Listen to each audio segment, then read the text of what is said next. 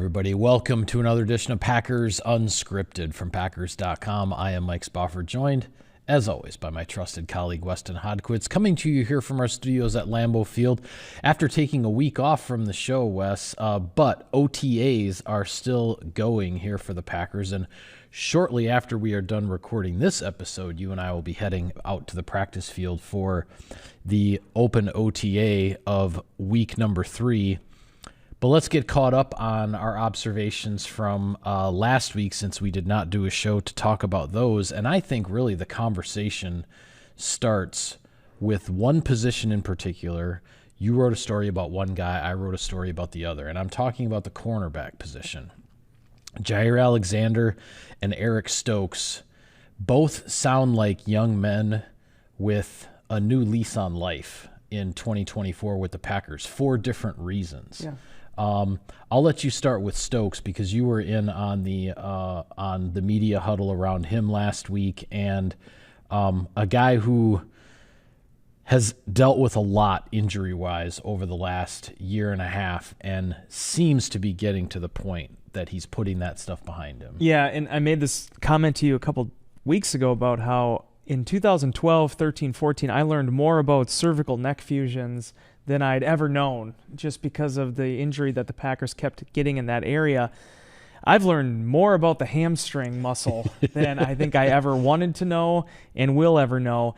But here's what was interesting about Stokes, and I sat there for 15 minutes with Christian Watson. I sat there for 15 minutes with Eric Stokes last week, and they're completely different injuries, but they both ended up going to Badger Athletic Performance to try to get some answers on why they had these recurring hamstring issues last season. For Watson, it was an imbalance. They were looking for more symmetry between his two legs and the strength in them, the muscles, everything that attaches to that. Well, as it turns out with Eric Stokes, everything for him started back in Detroit in 2022, really, where he suffers that devastating Lisfranc injury. He also, I believe, had a meniscus injury to his knee. Goes through an arduous rehab to get back on the field. He's going to get back out there for training camp, and then he tweaks the hamstring. So when it looked like things were starting to clear for him, he ends up having this hamstring injury that will not go away, and much like Watson, aggravates it multiple times during the season. Right. And as they found out after the year, it all started with that Lisfranc and the fact that Lisfranc being a very, very serious foot injury. Sort of deals with the arch of the foot and whatnot, but it requires surgery to get it fixed, and it is not an easy recovery. It's not an easy recovery, especially because I think there's some tool parts that have to go in there as well. And trying to build up the strength, not just in the foot, but in all the muscles that support the foot. Right. As it turns out, it was the same exact type of origin story as what happened with Watson. When you are lacking in one area, you're going to overcompensate in another, and that's where you increase the risk for injury. So here we are with Eric Stokes now. Now, Matt LaFleur is always one to couch his statements. He never wants to make too overwhelming comments on players, especially this time of the year. But I still think it was illuminating that he said this is the best he's looked since he's seen Eric Stokes. Mentally, on the field, he just looks like he is kind of mentally clear of everything he dealt with last year. He's feeling good again.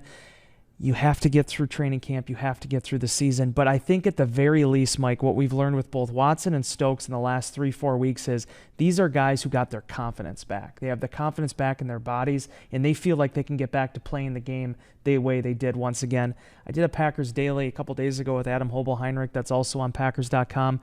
Going back and looking at some of those highlights of Stokes from 2021 when he was this close to being an all-rookie PFWA member that year, just narrowly missed out on it, and he just hasn't been able to get those trains back quite on the tracks. You hope that this is hopefully the start that he needs to be able to do that. I think it's been very interesting with regard to Stokes that, again, it's OTAs. You take everything with the proper perspective for where things are this time of year. But basically a guy who, other than a few cameo appearances last year in between his hamstring injuries, really has missed the last season and a half of football. Yet here we are in OTAs heading into 2024, and he's running with the first team defense. Yep. And that's taking nothing away from Carrington Valentine, what he did as a 7th round rookie and everything last year. But Stokes is the guy with the ones right now. And that took me back, as I mentioned in our Insider Inbox column, it took me back to the Combine when we're at one of the hotels at the Combine, a bunch of the members of the media. I know you weren't on that trip. I was. We're sitting around a big conference table talking with Brian Gutekunst, kind of an annual thing that's done in Indianapolis. And we didn't know anything about where Eric Stokes was at in his recovery, how things are going. All we knew was that he seemed to be getting past the foot injury last year, but then all the hamstring stuff started coming up. And I asked Gutekunst, sort of out of the blue, do you see Eric Stokes playing a big role in this defense in 2024 and with the changes at defensive coordinator and everything that's going on? And it was like Gutekunst almost couldn't start answering the question soon enough, as if unequivocally to say yes, that he believes Eric Stokes is going to be a big part of this defense in 2024. And that reinforced for me at the time, and then now what we're seeing in OTAs with him running with the ones, that the decision makers here really believe in Eric Stokes, and they are going to give him, now nobody's going to hand him anything. No. But they are going to give him every opportunity to regain the status that he had as a first-round draft pick a few years ago, and a guy who played a whole bunch of snaps as a rookie and played pretty darn well because he led the team in passes broken up, if I recall correctly, in 2021. So it's going to be interesting to see how this evolves because Carrington Valentine certainly did some good things there. Corey Ballentine is a veteran that they brought back for depth and all of that. There's a lot of curiosity around Kalen King and how, why he fell to the 7th round and what can he do as a rookie in the NFL. But this is a pretty big spotlight and a big time opportunity for Eric Stokes to really move forward in his career. And I will say, because of the injuries, the Packers passed on the 5th-year option that goes with the first-round draft picks. So he is in the last year of his contract now. This is a contract year for Eric Stokes as well. And Stokes said he feels like because of all this legwork he's done, he feels he's just as fast, if not faster, than he ever was. Obviously, a guy that was running in the 4.3s at the time the Packers drafted him didn't get the combine, so we didn't get that cement type of score like you usually do in that area. But the other thing I really like about Eric, and I thought it was a testament to the type of dude he is, he said, because he was asked the question of they could have easily taken a cornerback in the first round. They've done it before. They've taken defensive backs. Gutekunst, that's the position he's drafted more than any other in the first round so far. They didn't do that. And, what did he make of that? And he's like, listen, I would have been totally fine had they done that. Because he looked at Kevin King, a guy that he actually trained with this offseason down in Atlanta, as Kevin's trying to get his career restarted after a couple devastating injuries. Kevin King never treated Eric like he was going to be a threat, like he was somebody that I have to knock this kid down. He's like, he helped him from the day he walked in the building. And Eric said, had they drafted a guy in the first round, I would have been the first one reaching out my hand to try to help that guy. They didn't do that, but he doesn't look at that any different than working with a Kalen King now. He doesn't look at that any different as dealing with the Carrington Valentines of the world. So he wants to earn this job. He wants to be that guy, and he wants to show that he can get this thing back going the way it was going in 2021. And I think for the Green Bay Packers perspective, when you listen to the guys talk about him, whether it's Matt LaFleur, the fellow defensive backs, everybody in that locker room is cheering for Eric Stokes. Yeah, absolutely. And he's an easy guy to cheer for, too, when you get to know him and you sense his personality and just and how he interacts and how he treats other people. The other cornerback worth talking about here, of course, is Jaire Alexander. We heard from him as well after last week's open OTA session. And again, another guy who seems to sort of have a new lease on life, but for different reasons. He had a very forgettable 2023 season. Make no mistake about that. Injuries off and on to completely different parts of the body. Once it was the shoulder, there was the back injury, all kinds of stuff going on. Then there was the suspension that was related to the coin toss captain stunt in Carolina and all of that. Then he came back from that, played pretty good football down the stretch as the Packers tried to make the run, had the big interception in the playoff game off of Dak Prescott down in Dallas. But Jaire Alexander is everything we had heard until we actually heard from him, hearing from Matt LaFleur, from Brian Gutekunst, from assistant coaches. Everything was that Jaire Alexander is being the guy, being the locker room guy, being the player on the field, off the field that the Packers want him to be. And he confirmed that. He sounds like a guy who is so much more excited about where things are going right now than maybe we've heard from him in a while. And I know there is something about the new coordinator, the whole change in defensive philosophy and everything that has a lot to do with that. I think Alexander felt last year he lost, one of his allies when Jerry Gray left, as far as an ally on the coaching staff and whatnot.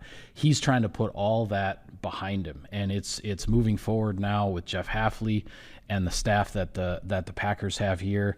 And I get the sense that Jaire Alexander is out to prove that the 2022 Alexander that got an All-Pro second-team selection for the second time in his career, that's the guy the Packers are going to see moving forward, not the I don't want to say malcontent, but the less enthusiastic and somewhat selfish guy that we saw in 2023. A couple things to all that. One, there is something to be said for the even years in Ja's career. Tends to be the big ones for him. We're kind of like the Preston Smith thing a couple years ago. We've now entered that again.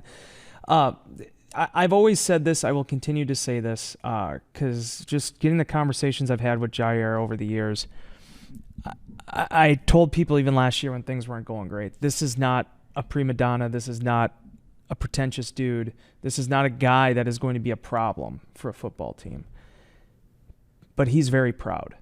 And if you understand where he came from, his upbringing, what he had to do to fight to get to Louisville, to get to the National Football League, there's a lot of pride that's involved in that in his football game. And I think when he has had a chance to kind of step back a little bit and look at where he's at, how many times did he say during that news conference, Mike, that press scrum, talking about him being a seventh-year guy, a seventh-year vet, a guy that he wants to be a leader. And I think Jaire at this juncture of his career is really fully embracing that. And I just want to mention this too, because some people have talked about the Charlotte thing in Carolina, and I'm probably more than anyone the one that's kind of let Jaire off the hook on that. But the thing I think people need to understand, and I want to make sure this point gets made, I can't imagine what that must have felt like for him to be back in his city, because there isn't a lot of those opportunities. The Packers, the Carolina Panthers are not an uncommon opponent, but the Packers have not played there very often. So oftentimes I've kind of put myself in Jaire's shoes, and I don't want to say I understood what he did, but there's a part of me that when I look back on it, I think the way that got painted publicly is a lot different than what it was in reality. Yeah. And what I'm excited about listening to Ja talk this week is, in addition to him saying the best cornerback in the league has entered the chat, I enjoyed that intro. But I think this is a guy that has always been highly motivated. I don't think that's ever gone away. But he just seems so focused on what his goals are, on what the Packers' goals are, and the understanding too, Mike, that 7 years in, there's probably not another 7 on the other end of this. Maybe he's Darryl Green, who knows? You never know. But I think Jaire understands it's now about winning championships. It's about building a legacy, and he has an opportunity to do that with this football team. And I think that is definitely something too when you look at this shift in the coordinator, this shift in this philosophy that I think really excites him. And you mentioned how often during that media session he brought up year 7, seventh-year guy. The other thing that he mentioned several times is that he's focused on what he means to the team. Yes. Not just what he means for Jaire Alexander and number 23. It's about what he means for the team. And I think that mental shift is, I think it's refreshing to hear. And I think it's not only going to be good for the Green Bay Packers, it's going to be good for Jaire Alexander sure is. As well. And because I'm with you on the Charlotte thing, I think there's a way to understand what happened there without excusing it, right? From the insubordination kind of. And I understand why the Packers had to do what they had to do. Yes, 100%. 100%. You had to. You can't not let something like that go by. And we were told that was sort of like the last incident. Yep. There were some other things to a lesser degree and obviously less publicly, people didn't know about them, that had gone on behind the scenes. So But again, for Alexander, it's about putting all of that behind him. It's about moving forward with a new focus, not only on the team, but on the new defense, the new coaches he's working with, the new approach on the defensive side that he seems to be really excited about. And as you said, I think the word for Jaire Alexander is focus. Yeah. He's not worried. He's not worried about a contract right now. He's not worried about an injury, a rehab recovery thing. Those are the kinds of things that have been, a part of his approach to different seasons in the past, and none of that is on the table right now. It's about what's in front of him, and I think it's going to be very interesting to see how that evolves, because for everything that has happened, there is absolutely no question. Nobody is questioning whatsoever that Jaire Alexander is the number one cornerback on this team. Yeah, and the thing I love, too, he mentioned the communication with Matt LaFleur and Brian Gutekunst as well, in addition to Jeff Hafley. And the part that I really, and this goes back to when you have a good culture in your football team, the fact that you can have everything that happened at the end of last season, Charlotte, him getting suspended for Minnesota, and at the end of the year, even before the end of the year, everybody came together and put their cards on the table, and the amount of maturity that was shown both by the front office and Jaire to keep this thing going. How often do you see that yarn just continually unravel? Right. They nipped it in the bud at that point, and Josh said, he was back here. When he was asked the question, why are you here this year? He's like, well, I was already here. We've talked about that before. He'll train here during the offseason when they aren't here for OTAs and everything else. And he decided to stick around and see where things took him. The one thing I love about John, and again, he's the type of dude that fascinates me as a human being, because money is important. Don't get me wrong. It's very important. Right. But if you remember when he signed his contract extension, he mentioned he was wearing like a polo shirt that he had bought from Goodwill. This is a guy that he doesn't live extravagantly by any means, but it is about what it meant to him to be the highest paid cornerback in the league, what it means to him to be a leader in this locker room.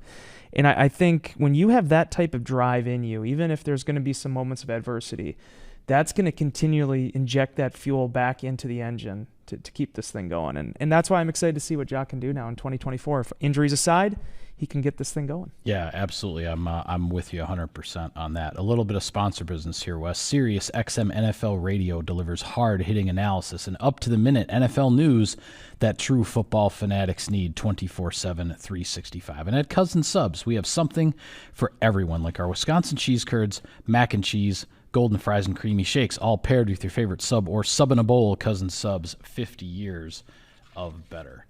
All right, another guy worth talking about here. I actually just posted a story on him on Monday on our website from last week's interviews, and that's the new number one running back in town, Josh Jacobs, coming over as a free agent from the Las Vegas Raiders. And the crux of the story, and the crux of a very long conversation with multiple reporters at his locker, was that, and setting aside that, of course, in free agency, a lot of times it does come down to the best offer, the best contract. A big money contract doesn't hurt. A guy who'd been looking for that kind of money and had played on the franchise tag his fifth year with the Raiders.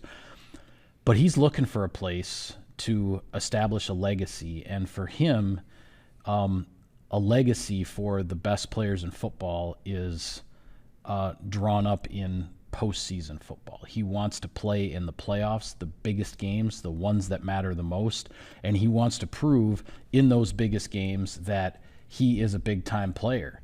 And in his 5 years in Vegas, he made exactly one playoff appearance. Who was his coach? Rich Bisaccia, as at the time the interim coach of the Raiders, got the Raiders into the wild card round. They were playing in Cincinnati, and Jacobs actually had a pretty good game. He had a heck of a game. Yeah, he had 127 yards from scrimmage. I believe it was 83 rushing, 44 receiving and yards, 17 touches. Yeah, he had a heck of a game. The Raiders came up short. They had basically what was looking to be a game-tying or potentially game-winning drive if they had scored and gone for two. Ball got intercepted at like the goal line or the 2-yard line or something like that in the final seconds of the game. So Cincinnati moved on. Cincinnati ended up going to the Super Bowl that year. But that's the only postseason game that Josh Jacobs has played in. And when you come from Alabama, and it's about national championships. It's about making the college football playoff and all that. And then you play 5 years in the NFL and you get exactly one playoff game. This is a guy, and this is what I wrote about. It's like, okay, he's had 3,000-yard seasons. He has an NFL rushing title. He's been named first team All-Pro, obviously, the year that he won the NFL rushing title. He's now got the big money contract that he sought. So the goals start to change for veteran players in those instances, and Josh Jacobs is all about getting to the playoffs and chasing a championship, which then for him personally, he hopes to leave a legacy in a place like Green Bay. I was talking to a member of the Packers, I will not name, but we were talking about how difficult it is losing Aaron Jones. But the fact that from a personality standpoint and a human standpoint, we'll see how things work out on the field, but Josh Jacobs has been everything and then some when it comes to filling those type of shoes that Jones left. I mean, you're talking about an extremely positive, high character individual. If you know anything about his background, growing up homeless, things like that, how that shaped him in the ways that can drive a person. Yeah. And I don't know, Mike, the little bit, I haven't had a huge amount of interaction with him so far, but I don't know if I've yet to see him without a smile on his face, whether it be on the practice field, in the locker room. He just has that type of disposition of himself in an easygoing kind of mood, much like Aaron Jones in terms of just the approachability. The guy did the Packers Junior Power Pack Kids Clinic on Saturday. Our ladies in brand and marketing and everybody over on that side of the building, they do a tremendous job with it. I highly, my nephews have been a part of it. Highly encourage you to take part in that. But a lot of times it's a lot of the rookies, it's a lot of the young guys. Getting back to Jaire Alexander, Josh Jacobs and Jaire Alexander were over there on a weekend. These guys are able to leave town. They don't need to be here for anything, but it shows you again, and he's taking pictures with kids. He's embracing that aspect of it. Now, the other side of it, the professional athlete side of it is, this is a guy who's highly motivated to get back to the postseason. He's highly motivated to show that he's still the player he was 2 years ago when he was the NFL rushing champion, and he's still relatively young, even for that position. Yeah. I believe at 26 years old. 26, yep. So I think when you're looking to, what was the biggest question the Packers had this offseason? What's going to happen with Aaron Jones, and what is going on in the secondary, the back end with safety?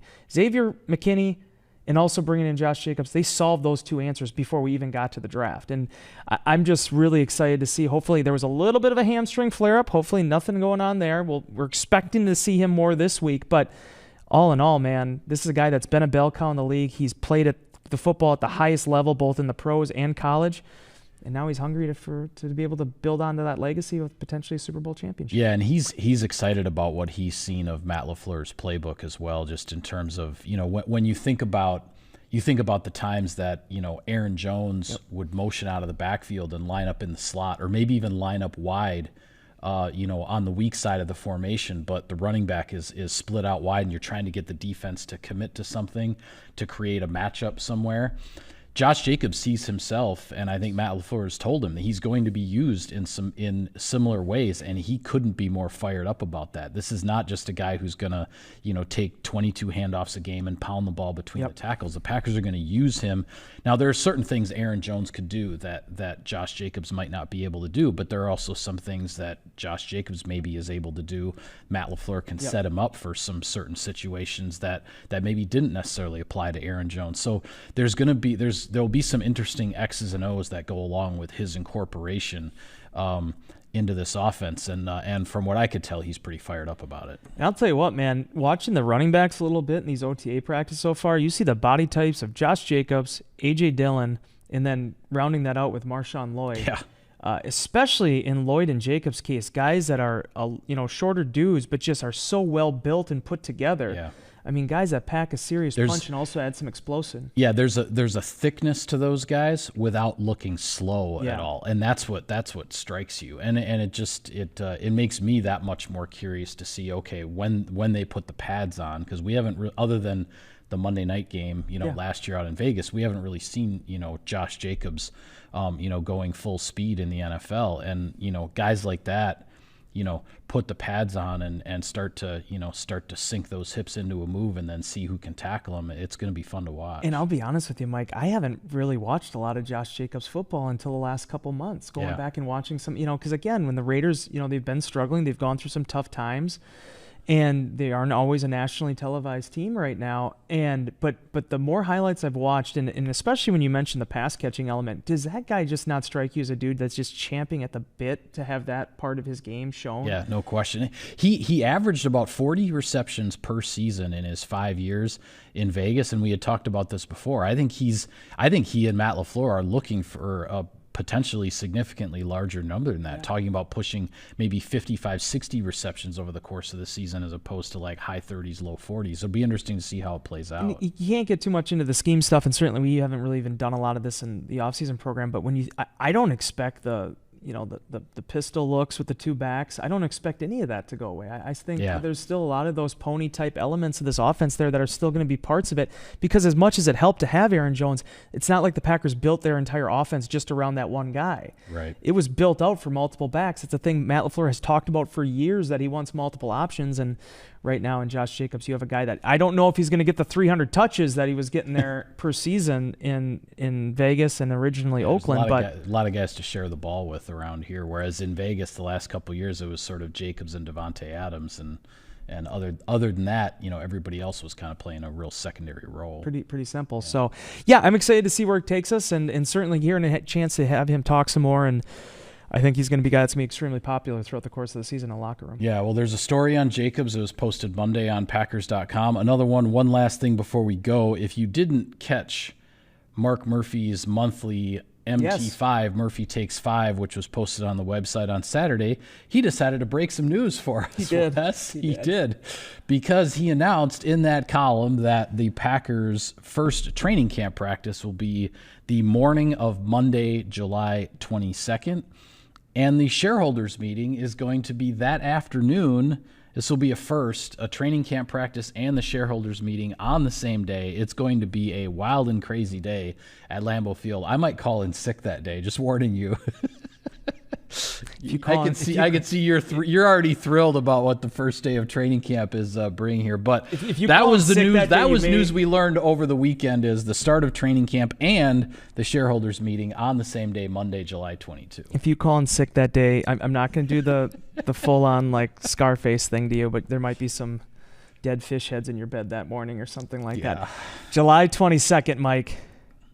July 22nd. It's going to get rolling. There's no stopping that train once it leaves that station. My selfishness aside, I think it's a great idea. I like the idea of training camp. I know it's because of Brazil, but training camp and shareholders, I think they're onto something there. Being on the same day, I think that can be a really big deal for people. Yeah, it's a way to keep, because I think there's one thing about Green Bay. It's an awesome city. It's an awesome community. It's cool to be around. But training camp practice, especially that first one, is like an hour and a half. Then what do? Well, you got the shareholders. You got some stuff around the stadium. I think that's a great idea. Just wish it was July 29th. Yeah, it would be nice if it were a week later, if we had another week of summer before we dive into things. But minicamp is next week. Yes. And the off-season program ends, and then you and I are probably going to figure out a way to not see each other for unless you're coming to Vegas with me. About 5 weeks. No, I'm not coming to Vegas with you. I'll be following your social media timeline though on that Vegas trip. There'll be a lot to follow. Yeah, there will be. With that, we're going to call it a wrap on this edition of Packers Unscripted. Be sure to follow all of our coverage of the team. One more week of OTAs this week, minicamp next week. We will continue with Packers Unscripted shows through the end of the off-season program. So for Wes, I am Mike. Thank you for tuning in, everybody. We will see you next time.